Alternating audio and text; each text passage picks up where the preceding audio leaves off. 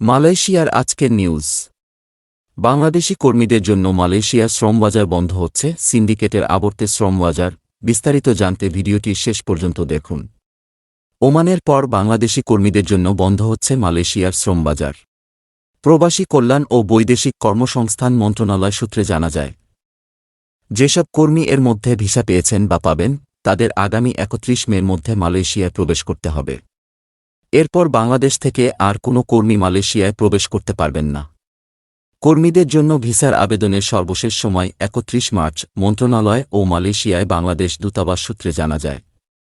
মালয়েশিয়ার শ্রমবাজারে কাজ করতে যাওয়া বেশিরভাগ শ্রমিক প্রতারণার শিকার হয়েছেন। মাসের পর মাস অপেক্ষা করেও কাজ মেলেনি। এছাড়া নানা ধরনের মানসিক ও শারীরিক নির্যাতনের শিকার হয়েছেন কর্মীরা। সেখানকার নিয়োগকর্তাদের বিরুদ্ধে রয়েছে বিপুল পরিমাণ অর্থ হাতিয়ে নেওয়ার অভিযোগ। এমন পরিস্থিতিতে বাংলাদেশি কর্মীদের জন্য মালয়েশিয়ার শ্রমবাজার বন্ধ ঘোষণা করেছে দেশটির সরকার।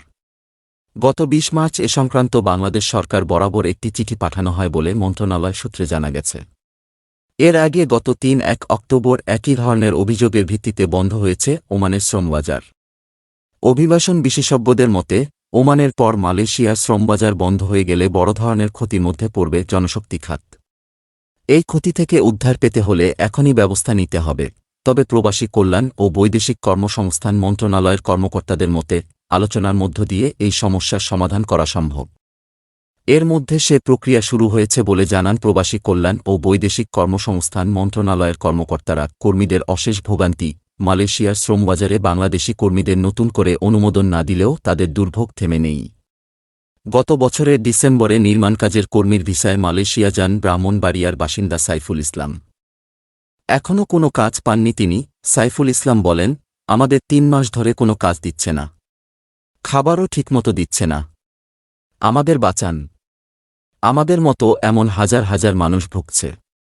হয় আমাদের কাজ দেন, নয়তো আমাদের দেশে ফিরিয়ে নেন। মালয়েশিয়ায় বাংলাদেশ দূতাবাসের কর্মকর্তারা বলেছেন, দেশটিতে ১.৫ থেকে ২ লাখ বাংলাদেশি কর্মী বেকার ও মানবেতর জীবনযাপন করছেন।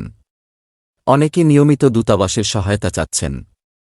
কর্মকর্তাদের মতে, নিয়োগকারী সংস্থাগুলোর সিন্ডিকেটের কারণেই কর্মীদের জন্য এমন পরিস্থিতি তৈরি হয়েছে। কর্মকর্তারা বলেন, একজন কর্মী ৮০,০০০ টাকায় মালয়েশিয়ায় আসার কথা থাকলেও ৪.৫ লাখের কমে কেউ আসতে পারেননি। আন্দোলন করেও সিন্ডিকেট থামানো যায়নি। অনিয়মের কারণে বন্ধ হচ্ছে মালয়েশিয়ার শ্রমবাজার। প্রবাসী কল্যাণ মন্ত্রণালয়ের সূত্রে জানা যায়, আগামী ১ জুন থেকে শুধু বাংলাদেশ নয়, অন্যান্য দেশ থেকেও কোনো কর্মী মালয়েশিয়ায় কাজ করতে যেতে পারবে না। এ বিষয়ে প্রবাসী কল্যাণ ও বৈদেশিক কর্মসংস্থান মন্ত্রণালয়ের উপসচিব কর্মসংস্থান গাজী মো. শাহেদ আনোয়ার বলেন, এখন আমাদের কাছে যেসব চাহিদা অনুমোদন রয়েছে, সেসব চাহিদা অনুযায়ী সময়মতো সব কর্মী পাঠানোর কাজ করছি। এখন আমরা ২ দেশের মধ্যে একটি জয়েন্ট ওয়ার্কিং গ্রুপের বৈঠক আয়োজনের চেষ্টা করছি। যদি তারা এ বিষয়ে রাজি হয়, তাহলে একটা সমাধান হওয়ার সম্ভাবনা রয়েছে। মালয়েশিয়ার শ্রমবাজারের চিত্র। এর আগে দুর্নীতির অভিযোগে ২০১৮ সালে বাংলাদেশের জন্য বন্ধ হয়ে যায় মালয়েশিয়ার শ্রমবাজার। এরপর ২০২১ সালের ১৮ ডিসেম্বরে নতুন সমঝোতা চুক্তির মাধ্যমে আবার চালু হয় এই শ্রমবাজার। ২০২২ সালের আগস্ট থেকে বৈধভাবে দেশটিতে বাংলাদেশি কর্মী যাওয়া শুরু করে। এরপর থেকে এটি বাংলাদেশি কর্মীদের কাছে জনপ্রিয় শ্রমবাজারে পরিণত হয়। বাংলাদেশ জনশক্তি কর্মসংস্থান ও প্রশিক্ষণ ব্যুরোর বিএমইটি তথ্য মতে, ২০২২ সালের আগস্ট থেকে ২০২৪ সালের ফেব্রুয়ারি পর্যন্ত, অর্থাৎ ১৯ মাসে বাংলাদেশ থেকে ৪,২২,০৬৬ জন কর্মী মালয়েশিয়া গেছেন। এর মধ্যে ২০২২ সালের ৫ মাসে গেছেন ৪৯,৯৬১ জন, ২০২৩ সালে গেছেন ৩,০৫,১,৬০৩ জন। চলতি বছর গত ২ মাসে গেছে ২০,৪০৬ জন। বিএমইটির প্রাপ্ত তথ্য বিশ্লেষণে দেখা যায়, ২০২২ সালে বাংলাদেশি কর্মী তালিকায় মালয়েশিয়ার অবস্থান তৃতীয়। সে বছর মূল জনশক্তির ৪.১% কর্মী মালয়েশিয়া যান। ২০২৩ ও ২০২৪ সালে বাংলাদেশি কর্মী তালিকায় মালয়েশিয়ার অবস্থান ছিল দ্বিতীয়। সিন্ডিকেটের আবর্তে শ্রমবাজার। মালয়েশিয়ার শ্রমবাজার সব এজেন্সির জন্য উন্মুক্ত করার কথা থাকলেও শেষ পর্যন্ত এটি সিন্ডিকেটের আবর্তে পড়ে যায়। প্রথমে ২-৫টি রিক্রুটিং এজেন্সি মালয়েশিয়ায় কর্মী পাঠানোর কাজ শুরু করে। পরে নানা আলোচনা ও সমালোচনার মধ্যে ১01টি রিক্রুটিং এজেন্সির সিন্ডিকেট তৈরি হয়। মালয়েশিয়ায় কর্মী নিবন্ধিত রিক্রুটিং এজেন্সি 1005-20টি। স্বাভাবিক প্রক্রিয়ায় মালয়েশিয়া যেতে একজন কর্মীর ৮০,০০০ টাকার বেশি খরচ হওয়ার কথা নয়। তবে সিন্ডিকেটের কারণে মালয়েশিয়া যাওয়া কর্মীদের জনপ্রতি খরচ পড়ে ৪ লাখ থেকে ৫ লাখ টাকা।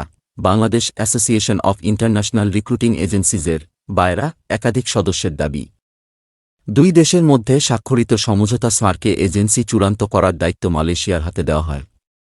এতে একটি নির্দিষ্ট গোষ্ঠী সিন্ডিকেট তৈরি করে অবৈধ বাণিজ্যের সুযোগ সৃষ্টি করে।